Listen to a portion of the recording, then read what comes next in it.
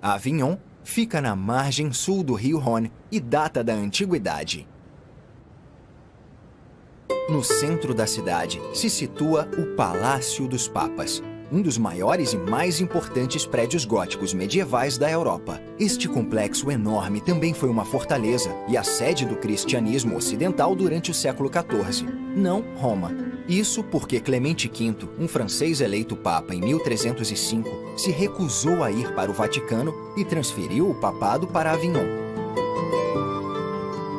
Ao longo de 67 anos, 7 papas sucessivos moraram aqui. Os papas controlaram a cidade até ocorrer a Revolução Francesa no fim do século XVIII, e Avignon ser anexada pela França. Em 1859, a imagem dourada da Virgem Maria foi acrescentada à catedral que acabava de ser restaurada depois de ter sido abandonada durante a Revolução. Outro cartão postal da cidade é a Ponte de Avignon, que foi construída no século XIII e abandonada 4 séculos depois, porque 18 dos 22 arcos originais foram levados numa enchente. Os 4 arcos que ficaram, além da capelinha, inspiraram a famosa canção medieval Sur le Pont d'Avignon. O centro histórico, que inclui a ponte, se tornou Patrimônio Mundial da Unesco em 1995. Ao leste se situa o Parque Natural de Luberon, um lugar muito procurado pela alta sociedade francesa e por turistas ingleses e americanos por causa dos belos vilarejos e cidades e das associações culturais. Gordes não é exceção. É um dos vilarejos serranos mais famosos da região, além de ser considerado um dos mais bonitos da França. Muitos artistas se hospedaram aqui, contribuindo para a fama do lugar, inclusive Marc Chagall. As casas e os prédios de pedra branca parecem enraizados nos penhascos da montanha. Durante a Segunda Guerra Mundial, Gordes sofreu muito. Os alemães destruíram boa parte do vilarejo em represália pela resistência e mais de 30 pessoas foram massacradas. Mais tarde, o vilarejo inteiro recebeu a medalha Cruz de Guerra.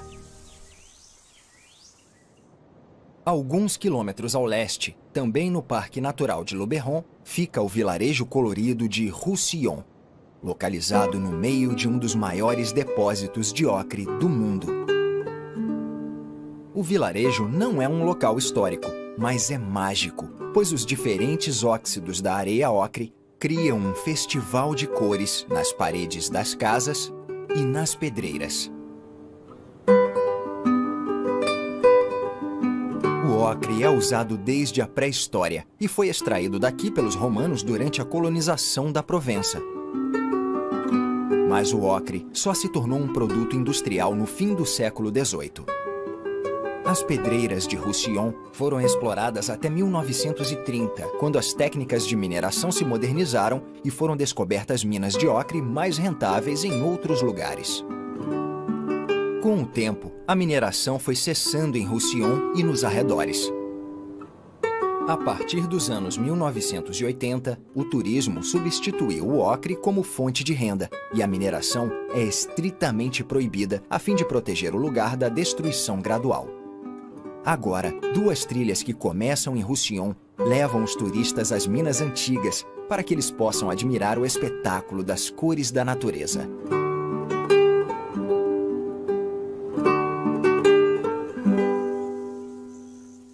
A Provença tem outra cor que domina a paisagem no verão e tem um aroma maravilhoso: lavanda. Dizem que ela cura picadas de inseto, alivia dores de cabeça e, com as flores no travesseiro, ainda ajuda a dormir. A lavanda seca serve para espantar traças e o óleo da planta é medicinal, além de ser empregado na aromaterapia e em desodorizadores de ambiente. Os campos de lavanda são um dos símbolos da Provença e atraem turistas do mundo todo. As pessoas também visitam a região para ver as muitas ruínas da época do Império Romano, como Glanum, uma cidade fortificada. Em 27 a.C., o imperador Augusto criou a província romana da Gália Narbonense, onde Glanum foi construída. não era uma cidade muito próspera, mas era grande o bastante para aumentar o fórum e para ter casas de banho amplas e outros prédios públicos esculpidos em mármore. Fora da cidade fica um Arco do Triunfo e um mausoléu impressionante, que agora estão sendo restaurados. Glanum não resistiu à queda do Império Romano. A cidade foi destruída por tribos germânicas em 260 d.C. e abandonada. Nos séculos seguintes, a cidade se tornou fonte de material de construção para os vilarejos vizinhos. Como o sistema de esgoto romano não teve manutenção, as ruínas ficaram inundadas e cobertas de lama e sedimentos. As primeiras escavações sistemáticas começaram em 1921 e continuam em andamento. Num rochedo espetacular dos Alpiers, se encontra Le Beau de Provence. Foi considerado um dos vilarejos mais bonitos da França e atrai mais de 1 milhão de turistas por ano. O destaque do lugar é o castelo antigo, construído entre os séculos XI e XII. Era a fortaleza dos príncipes de Beau. Dizem que eles eram descendentes de Baltazar, um dos 3 reis magos, e o brasão deles era uma estrela prateada com 16 pontas para lembrar que, segundo o Evangelho, ela guiou os 3 reis magos até Belém. No fim do século XII, o último príncipe de Beau foi derrotado em batalha, e o castelo e as terras foram tomadas pelos franceses. No século XVII, a cidade foi oferecida à família Grimaldi de Mônaco, que também recebeu o título de Marquês de Beau, dado aos herdeiros do trono desde então. Em 1821, o geólogo francês Pierre Berthier, enquanto trabalhava na comuna, encontrou minério de alumínio e batizou a rocha de bauxita em homenagem ao vilarejo. A mineração foi intensa na área até o fim do século XX. Atualmente, Le Beau de Provence é um importante destino turístico. A cidade de Arles talvez seja mais conhecida como pano de fundo de cerca de 300 quadros de um dos maiores artistas do mundo, Vincent van Gogh. Atraído pela luz, ele passou 15 meses aqui. 2000 anos antes, Arles era uma das cidades mais importantes da Gália Romana e ainda conta com 2 construções relevantes desse período. Este é o anfiteatro onde os gladiadores lutavam até a morte e animais selvagens eram abatidos diante de uma plateia de 21.000 pessoas. Com a queda do Império Romano, uma cidade se formou dentro da arena, com casas, lojas e capelas. Tudo isso foi removido nos anos 1820, quando o anfiteatro foi restaurado. Agora ele cedia espetáculos ao ar livre, shows e outros eventos. Ao lado fica o Teatro Romano, também usado para shows e peças no verão.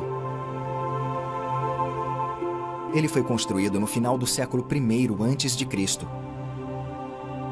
Durante centenas de anos, depois da saída dos romanos, este prédio serviu de fonte de material de construção e foi depredado até 1840, quando recebeu o título de Monumento Histórico Nacional. Agora, o teatro e a arena são patrimônio mundial da Unesco. Ao sul de Arles se situa a região de Camargue, localizada entre os 2 braços do rio Rhône, onde ele deságua no Mar Mediterrâneo. É o maior delta de rio da Europa. Cerca de 1/3 do parque de 820 km² é composto por lagoas de água salgada isoladas do mar por bancos de areia e cercadas por moitas de junco. Camargue é um refúgio para a vida selvagem, inclusive para os flamingos que se alimentam nas lagoas de água salgada. Mas o animal mais popular da região é o cavalo de Camargue, uma das raças mais antigas do mundo. Apesar de serem cavalos de tração, preferem viver na natureza o ano todo. Eles nascem marrom escuros ou pretos, mas ficam brancos por volta dos 4 anos de idade.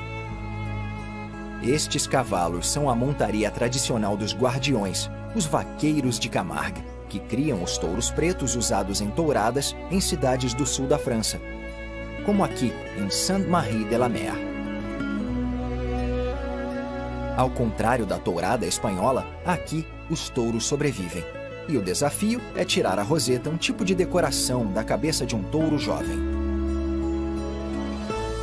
Uma das principais indústrias de Camargue é a produção de sal, que é extraído daqui desde o período romano. A concentração de algas varia e cria cores diferentes nos tanques de evaporação, passando de verde claro a vermelho vivo. O sal é produzido com o bombeamento de água do mar que passa por decantadores antes de chegar aos tanques, onde a água saturada de sal evapora com o sol e o vento, formando os cristais de sal.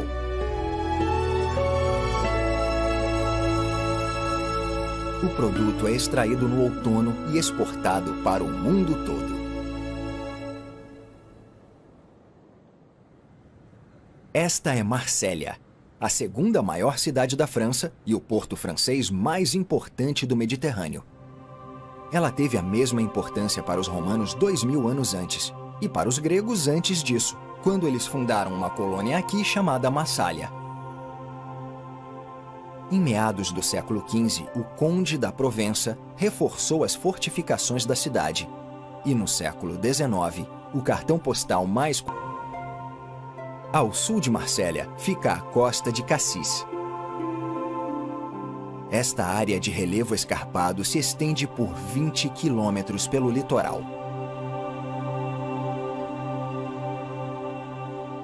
Transformada em Parque Nacional em 2012, esta costa muito visitada abriga as falésias mais altas da França, com cerca de 550 metros de altitude. A alguns quilômetros da costa fica o circuito de Paul Ricard. Ricard fez fortuna com o comércio das bebidas pastis e construiu a pista ao lado do aeroporto particular dele. A obra demorou apenas 10 meses. A pista é dominada pela reta Mistral de 1.800 metros. Entre 1971 e 1990, o circuito sediou vários grandes prêmios da França. Em 1999, com a morte de Paul Ricard, o circuito foi vendido e transformado em pista de testes de alta tecnologia. Em 2016, foi anunciado que o circuito voltaria a sediar o Grande Prêmio da França pela primeira vez desde 2008.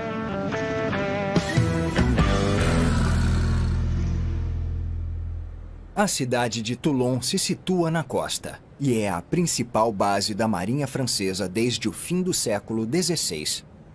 Na ponta do rochedo, uma antiga torre de vigia protege o porto natural.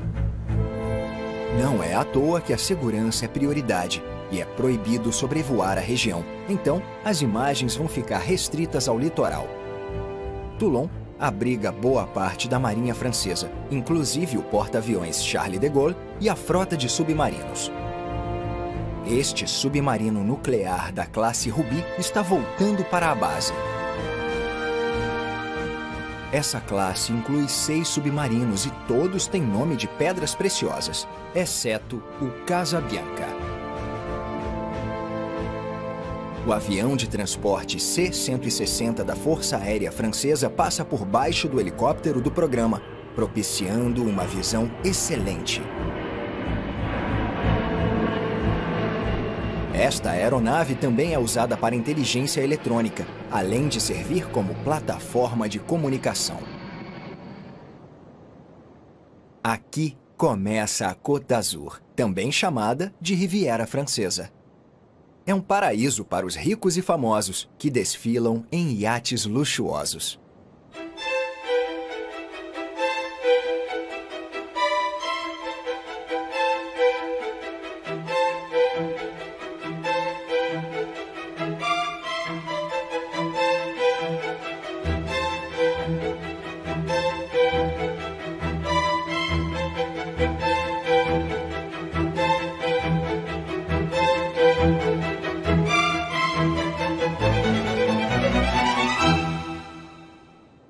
Um dos balneários mais conhecidos da Riviera Francesa é Saint-Tropez. Talvez seja o mais famoso da Europa. No início dos anos 1950, esta pequena vila de pescadores era um refúgio de verão para artistas, escritores e atores que vinham de Paris, como Picasso, Jean-Paul Sartre e Juliette Gréco. Mas em 1956, a atriz francesa Brigitte Bardot filmou E Deus Criou a Mulher em Saint-Tropez. Ela virou um sucesso da noite para o dia e a cidade ganhou a reputação de oferecer prazeres ilícitos e nunca mais foi a mesma. Ela era frequentada por celebridades europeias e americanas, mas atualmente também recebe russos, brasileiros e chineses. Se eles não viessem, as ruas charmosas não teriam tantas locadoras de iates, imobiliárias de luxo, restaurantes absurdamente caros, nem lojas de estilistas importantes. Não é um lugar para quem busca paz e silêncio, pois no verão, Saint-Tropez recebe cerca de 100 mil turistas por dia. Para os ricos que procuram uma vida mais tranquila, perto dali fica Port Grimaud, um empreendimento arquitetônico inspirado nos canais de Veneza. E muitas vezes chamado de Veneza da Provença. É possível chegar às casas de carro, mas os canais são as verdadeiras ruas. Praticamente todas as casas têm um atracadouro na frente do jardim e quase todo mundo tem barco ou iate. As casas imitam o estilo das habitações originais dos pescadores de Saint-Tropez. Mas as cores, o nível do telhado e outros detalhes sutis variam. Assim, não fica tudo igual. Não é permitido mudar a cor da casa.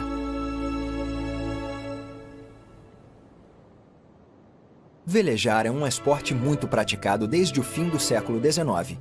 E aqui, nas águas de Cannes, iates clássicos estão reunidos para a regata real anual. É um espetáculo ver os iates de madeira deslizando pela Baía de Cannes, com as velas brancas ondulando ao vento. Este cúter, com vela caranguejeira, se chama Mariquita, que significa joaninha em espanhol. Ele é um dos últimos iates de competição de 19 metros e praticamente ressuscitou. Foi construído em 1911 na Escócia para um industrialista e era um dos melhores iates da época. Mas 40 anos depois, ele tinha virado um barco-casa sem mastro nem quilha e, infelizmente, estava negligenciado.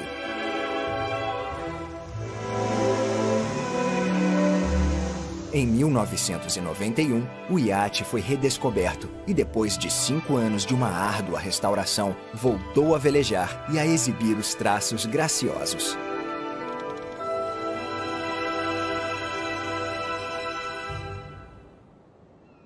As ilhas de Lerran se destacam na Baía de Cannes.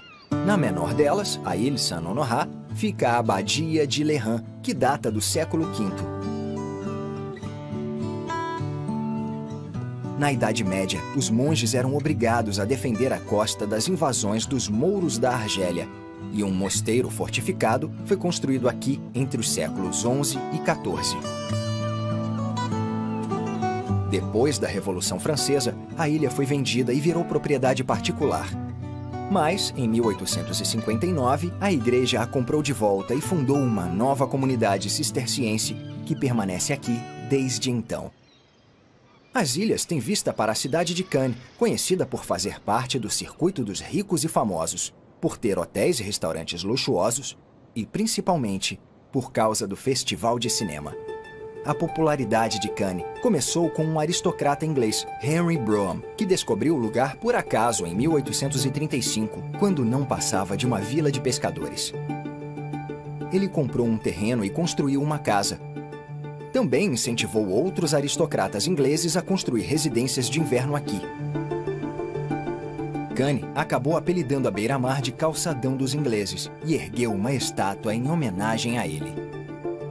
O Festival Internacional de Cinema começou em 1946 e agora é realizado no Palácio de Festivais e Congressos, construído nos anos 1980. Como Cannes é um balneário famoso, o custo de vida não é barato, mas é moderado em comparação às outras cidades da Riviera Francesa, pois imóveis em lugares como Cap d'Antibes e Cap Ferrat chegam a custar milhões de dólares. Se tiver praia particular e vistas maravilhosas, o preço mínimo é de 20 milhões de dólares. Algumas propriedades são tão luxuosas que tem até heliponto para os donos não precisarem enfrentar as estradas lotadas. Só os muito ricos conseguem comprar imóveis assim. Poucos anos atrás, uma casa com terreno em Cap d'Antibes foi vendida por mais de 150 milhões de dólares. O destino final é o segundo menor país do mundo, Mônaco. Só não é menor que a cidade do Vaticano, em Roma. O país consiste em apenas 200 hectares espremidos por uma cadeia de montanhas. Apesar de pequeno, é muito rico. Cerca de 30% da população é composta por milionários. Mônaco não tem aeroporto próprio, então os helicópteros funcionam como táxis, fazendo a ponte entre os moradores ricos e o aeroporto de Nice.